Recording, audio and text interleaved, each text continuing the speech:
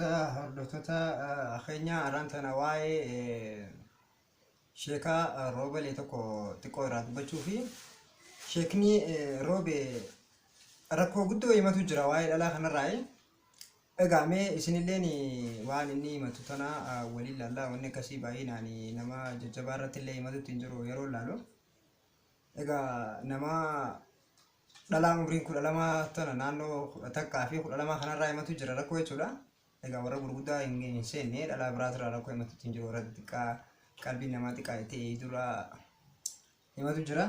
Egaa sheekonni keenya baay'inaan rakkoo gama kanaa yeroo hedduu himataa turanii. Mee waa'ee isaa tana waan inni jiru waliin haa ilaallu. Nu hordofaan isiniin jaa. Taallaan kanallee fuudha gadi jedhu kaachi jirullee anabbuuta ka garanillee anabbuuta ahaa sheekaa kiyya miidhamtee maal gootaree mana oona taa'uu roontuu takka waliin taa'uu wayya takka ofitti qabe ayyee lubbuu keessa mariyadhe gaafa kaanii ammoo tiniin dubartii tiniin dubbisuun ammoo tiniin niin saalfadhaa dubartii wayii silkii qabne silkii qabaanne silkii keessaa akka namni goree tiniin ol baasu kan hambaafne hin beeynu quban qabnu maal wayyaree namatti waa himadhu sheekaa garama keessaatiin saahiba qabdutti iyyaafadhu intala wayii sitti haa qabanii iyyaafadhu garana dawwalle abboo garana hinne abboo dubbii caqasii dubbii seeraa dubbii garana ma nyaattu gurbaa hin dawwalle saahiba kiyya ka akkaan jaaladhu tokko jira maqaa isaalleen dha'u akkanan jaaladha mana isaanii bula mana kiyyan bula niin jaaladha gaafan kaaniitiniin aboo nama wayii naasoq nama abootiniin qalbii tiyya tana ka gabbanees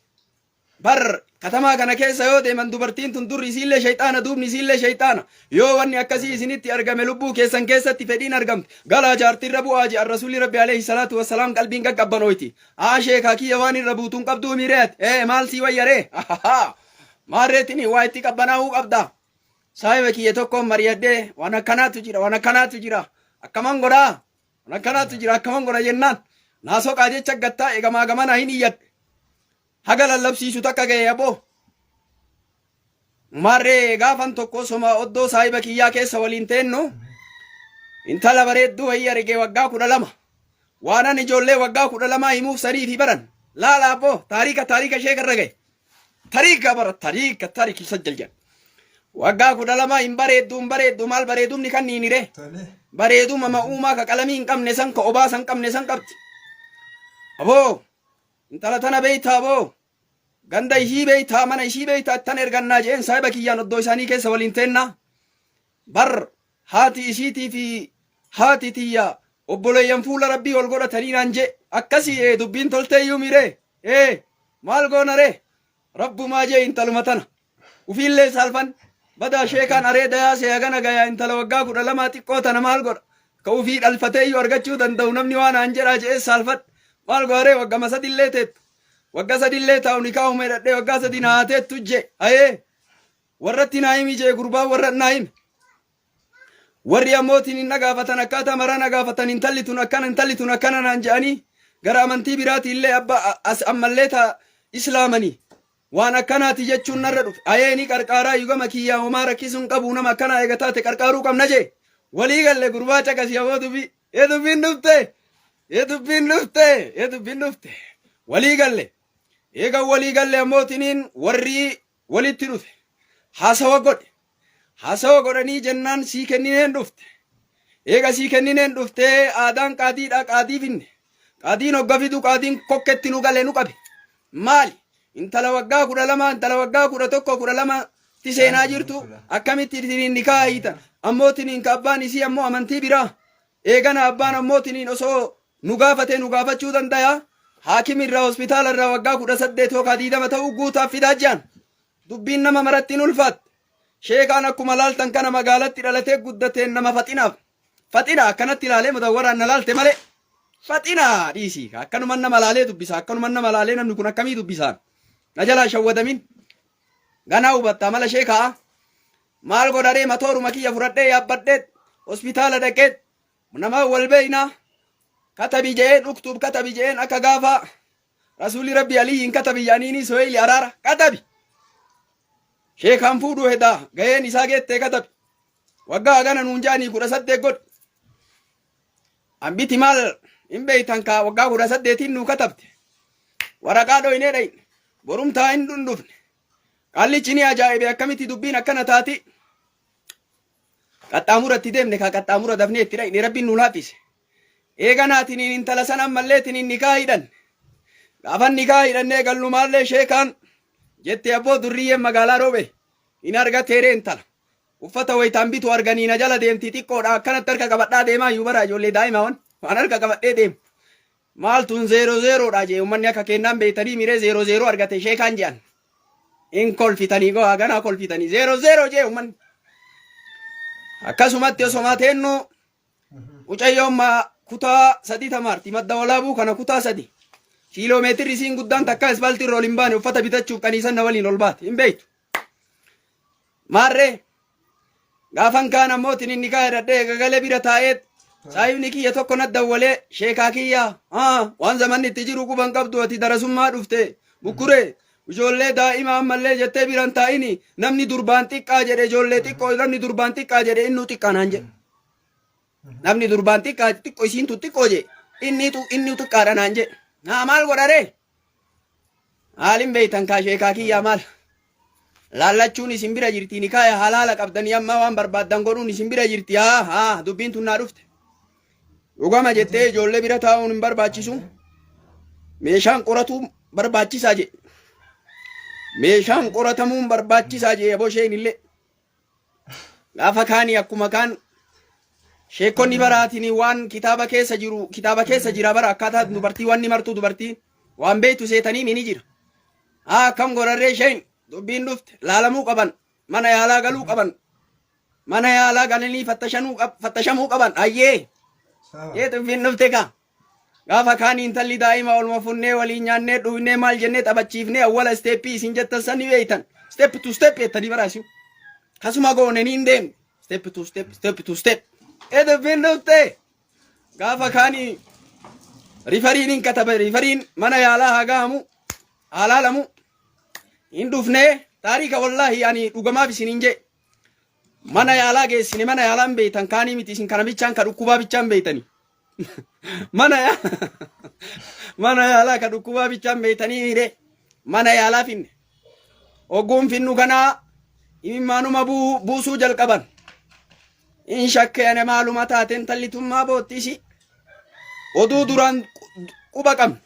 maal quba qabna dubartiin abbootiniin durbummaa qabdu maalleetiniin nama harkaa tattaaffatti qabanii hin dandayan girgiddan nama buufti jechaa dhagaye maarree kookaa laslaasaa nama harka gaggabdi laslaasaa wayiillee bituun barbaachisaa jechuun kana seenaa duraan mataa keessaa qabna ka sheekaan kiyya maal godharee mukkuree fayyaalessi kiyya akkuma jiruun jira intalli intala daa'imaa dhugattuu nu harkattan gaggabdii maalan godhuu qabna laslaasaa ambi jette san bituu qabna afaanitti qabuu qabna mirindaa tokkoo fi ispiraayitii tokko bitanneet laa ilaaha illallah gaafuma achi kaahee intalli imimmaan jalqabde tariikaa barataarii wallaahi kolfaan duuta maal goonaree intala mana yaalaa wayitaa geessineetiin hin jennu booyisuma jalqabde eeganii manni yaalaa yaalii ufiin godhee yaalii ufiin gaggeesse gaafa kaanii maaltu jiraree akka isin beeytanii qullaan qullaa baadoon baadoo zeeroon zeero qullaan qullaa rifatuun amma ka kiwu jechuun amma ka gatiin itti baase uffanni itti baasee fi maariin itti baase na fuuldura deemuun amma ka roobe adaamaa na fakkaatuun amma ka roobe addisaabaa na fakkaatuun amma ka bakki jiru kun abbootiin dallo na fakkaatuun amma ka sireen irra jiru marti abbootiin kiinnootiin qabrii keessa jiraachuu ammalleetiin natti fakkaatuun amma ka sheekaa kiyya maal taataree gatii baaftee mi gatii haganaa baaftee baafte akkam goota balaan haganaa sirra gaggaame maa sababaa eennuti sababaa gooddanyaati maal gootareen dubbatinii callisi malaan gaafadhu saayikoo yunoo saayikoo waan jedhamu beeyta intalumatti gaddeebi'e dhiisi kuni faashina biyya keessa jiru siin addisiin hin baane siin haara waan baane wanni akkana mucayyoo dhiisi kana ni beeyna dalagaa ummanni dalagaa oolu ni beeyna ummanni martuu siin hin baane kun dhiisi abbarataa ta'uu seene abbarataa ta'uu isin jettan san mucama sanii mika akkana dalagee isuma beekeetini awwalumaa itti seene baranuma isinuma qarqaaruufi malee je'en isuma naan jette aboo saahibuma kiyya sani aboo mana keessa taphachiise mucayyoo kiiloomeetira ishii ispaaltii takkaa irra baatee hin beeyin. Mucayyoo maggaa maddoolaabu waggaa 3 tapha manuma keessa taphate inni tireeningii manuma keessa godhaa baay'eedha. Akkanatti bara ijoollee waggaa 12 fi 13 hin jirtu waytan isiniin jedhu dhugaan seetan jiila qaba. Sheekaan fuudhamaa didee jettanii irraa dhaabadha. Na sodaachise haalan na sodaachise. Isaanuma naan je'an.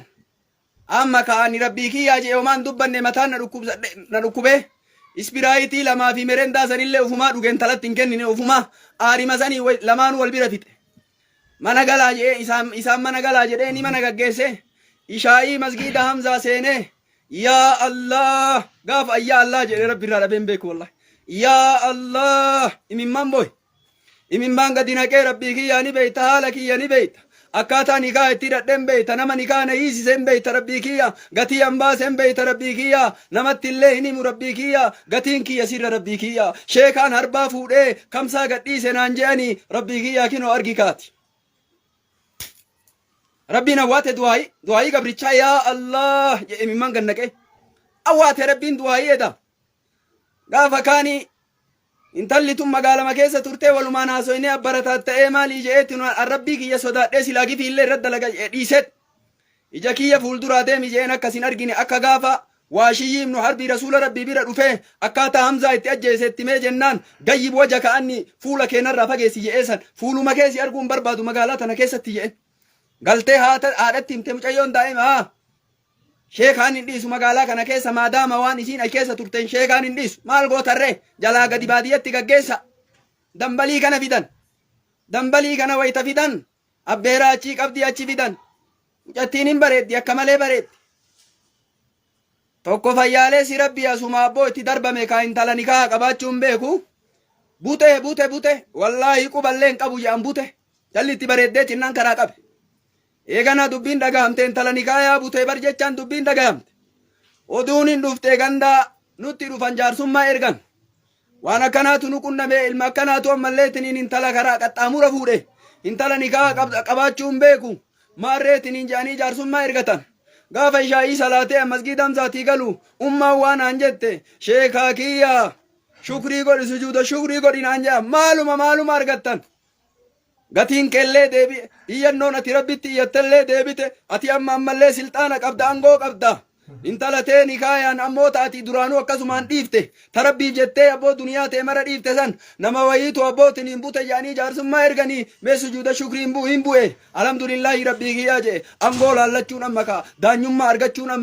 ammakaa duniyaan duraaniillee waan barbaadde namni gariin irra qabadhu naan jehan 200 irra qabadhu naan jehan waan baafteen ala irra qabadhu naan jehan as deebi'ee ufitti kaanii akka namummaa tokkootitti akka nama diin qabuu tokkootitti ufit deebi'e sheekaa kiyyaa namni si duchiiseemi akkami si duchiise intala tana gatii haganaa itti qabadhu birri haganaa itti qabadhu siin je'anii amma angoo argattee miti angoo tana eenyu sii godhe rabbii kiyyaa rabbii keetu sii godhe bar angoo tana rabbumatu sii godhe rabbii sii godhe sanii jettee ammoo zulmiidhaan waan hin taane irraan fudhatiin waan hin taane ittiin qabatiin innillee beekee hin hojjenne karaa duraanuu rabbii jecha dhiifte rabbitu karaa qaxxaamura yaa Allah jennaan sii awwaate maarree maal goota haquma ta'e irraa fudhadhu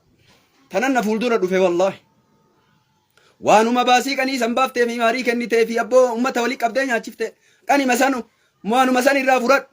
hin dhufanii hin dubbatanii jaarsummaa ta'anii maarreetiniin ani rabbii kiyyaa duraanuu ammallee tiniin kiinnootiniin ani ammallee takka ammallee badiyoo namatti dalage rabbi jazaanaa deebi'a ani nama akkasiitiimi nama narraa namni waa baratu deemsa kiyyarraa haasawa kiyyarraa rabbi jazaanaa deebi'e ammallee waan narra dalagame rabbiin jazaanaa deebi'a zulmiinatti dalagame badiinatti dalagame abboo waanyoo nama na waanyee waan nama hin taane dalgaannatti deeme rabbitu narraa deebisa duraanuu yaa Allah jedhee rabbiirraa argadhe ani zulmii hin barbaadu homa baase san gatima baase san hagasuma naa deebisa karaa mucayyoon amantii biraa irra dhufte jechuun ni qarqaarra jennee ofitti fudhanne eega wanni kun dhufee natti dalagame alhamdulillaahi rabbumatu natti ammallee tiniin qaddare ergama rabbiiti baasimaan baase san naa kenna intala teessan nikaa irraa buusan jee achiin abbootiin baasii an baase herreganii naa kennanii na eebbisanii ganna dhiisanii gatii kiyya irraa fudhadhe gatii san garii kitaabaan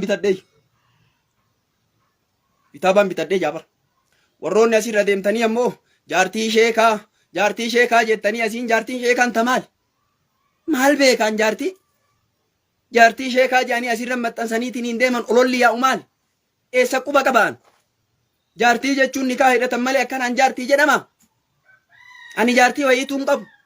Kana wanni isin na duuba deemtanii amattanii mucaan akkana ta'e jettanillee rabbii walitti dhuftan jechuu barbaade. Reeforri miidiyaan irraa waraabee jira seenaa kiyya akkaataan itti qare akkaataa awwalaa fi waan keessa dabre hunda na fuudhaniitiin innarraa katabanii jiran. Ammoo rabbii walitti hin dhufin haasawa nama gaafadhu keessaan nama gaafadhu nama namatiin alaan nama namatiin hin oofin dubbiin oofin olola wal jalaa qabdee hin oofin. Kanaaf siin jechuu barbaade osoo waan tokko hin beekin hin yaa'in. Jaartiillee qabattee asirratti maxxansitee osoo waan tokko hin beekin waan tokko naasayin. Kanaaf haalan taaneen karaan taanee walitti dhufaa jirra. Seenaa hedduu qaba, seenaa baay'ee qaba. Seenaan kiyyan dhumatu osoo siimeniin ajaa'ibda akkaataa darasummaa keessa ay ba'eefi akkaataa itti guddadheefi waan dalageefi ifaaje asiin ga'eefi waan tahe mulu wallaahi ani takkaa rabbiirraa yaa Allah jedheen dhabne ammallee yaa Allah jedheen dhabu. Kanaafuu waa nama gaafattan malee wayitti nu taalinaa haganaa rabbi walirraa nu haa tiisu. Seenaa baay'ee na bira jira. Seenaa takkuma takkaa walitti himna inshaallah. Kanaaf ammallee rabbitu naa jira. Rabbitu ammallee naa jira. Rabbitu naa jira. Nama tokko zulmii yoo atti deeme wallaahi rabbi ammootiin hin tarkaanfii takka mana takkaa gadi hin tarkaanfadhu wallaahi hogguma san rabbi na qaban beekaan. Badii takka yoo namatti dalage ammallee nama badii namatti dalagu rabbi nan taayisiin ammoo waa hedduu naa ta'e rabbiin waan hedduu narraa qabe rabbiin balaa hedduu rabbiin narraa qabe ammallee numararraa rabbi haa qabu simararraa rabbi haa qabu keessatti uf laalladhu seenaa kiyya mastawaatiidha uf laalladhu saahiba badaa waliin hin deemin saahibni gaariin si fakkaateetinii si nyaata si fakkaateetinii si nyaata saahiba gaariitu ammallee jaartii namaa jala deebi'ee akkana godhaa jira eeganaa ka deebi'ee himu anatu akkanatti dalage jedhe saahibni gaariin yaa dubartii eeggadhu gooddanyama isaatu si jala deebi'ee eeganaa isatti hima walii waan taate hin haasayin walii waan hin taane hin haasayin walii waan hin taane hin haasayin ufirraa cufi silkii kee yeroon badee jira zamanni akkasii miti saahiba waliin nyaatantu mana keessa nama deebi'aa jira rabbitti kiinnoo abbootiin hin dhiifanna inshaallah nama akkana dalagaa jiru dubbiin deemtee haga ajjeechaatti geessaa jirti ummanni hagaa wal ajjeesu takka geessaa jira maarree yaa dubartii aqlii qabdu taabboo haasawa kiyyarraa gorsa fudhattu aboo kana keessatti uf laalladhu seenaa kana keessatti uf laalladhu taarika kana keessatti uf laalladhu yoo aqlii qabaatte janjanaa jinjineeshiniin kun sin fayyadu janjanaa jinjineeshiniin kun sin fayyadu mata akkas hin baasu jin jettee dinii nafta jinjineeshiniin jin jettee dinii nafta mata kiyya ummanni ufumaa walitti deebi'aa jira wal jala gara jijjiiramaa jira waliin nyaataa jira kanaaf isiniin jedhe keessatti uf laallattanii saahiba godhattanillee laalaa kanaaf isiniin jedhe inshaallah dubbii teenna dheeressinellee assalaamu alaykum wa rahmatullaahi wa barakaatuh.